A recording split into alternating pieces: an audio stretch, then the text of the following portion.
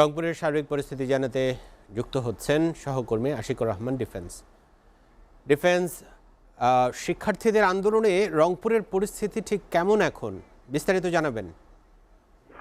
হ্যাঁ আদনান, আমি যদি বলি সকাল 11টার পর থেকেই মূলত আন্দোলনকারীরা মহানগরীর টাউন হলের সামনে অবস্থান নিতে থাকে।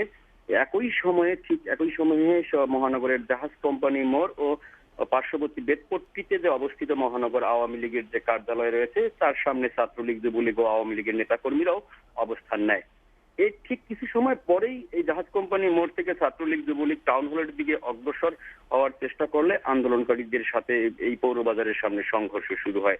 এই সংঘর্ষ পরবর্তীতে ছড়িয়ে পড়ে টাউন হল, পৌরবাজার, জাহাজ কোম্পানি মোড়, কালী মন্দির সহ আশপাশের বিভিন্ন এলাকায়। আরেকটু বলে রেখে যদি সকাল 11টা থেকে এই দুপুর 1টা পর্যন্ত কিন্তু এই মহানগরীর বিভিন্ন এলাকায় সংঘর্ষ চলে এবং এই সংঘর্ষ চলাকালে 4 জন নিহত হয় এবং পথচারী ও আন্দোলনকারী শিক্ষার্থী সহ প্রায় 2 শতাধিক মানুষ আহত হয়। নিহত 4 জনের মধ্যে একজন হচ্ছেন পশুরাম থানা আওয়ামী লীগের সাধারণ সম্পাদক ও সিটি কর্পোরেশনের কাউন্সিলর হারাধন চন্দ্র হারা। আর বাকি 3 জনের পরিচয় এখনো নিশ্চিত হওয়া যায়নি। আরেকটু তথ্য বলে রাখতে চাই, সংঘর্ষের ঘটনায় কিন্তু প্রায় শতাধিক সাধারণ শিক্ষার্থী আহত হয়েছে এবং তাদের মধ্যে 2-1 জনের অবস্থা খুবই গুরুতর, আশঙ্কাজনক বলে জানিয়েছে আন্দোলনকারীরা। সংঘর্ষ শুরু থেকে এখন পর্যন্ত মহানগরে আইন শৃঙ্খলা বাহিনীর কোনো উপস্থিতি আমরা দেখিনি।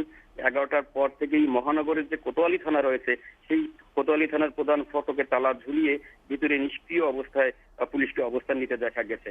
সংঘর্ষ চলাকালে মহানগর আওয়ামী লীগ কার্যালয়ে আগুন জ্বলতে দেখা গেছে। সব মিলিয়ে বর্তমানে থমথমে অবস্থা বিরাজ করছে পুরো রংপুর মহানগর জুড়ে। আদনান, এই ছিল সর্বশেষ অবস্থা।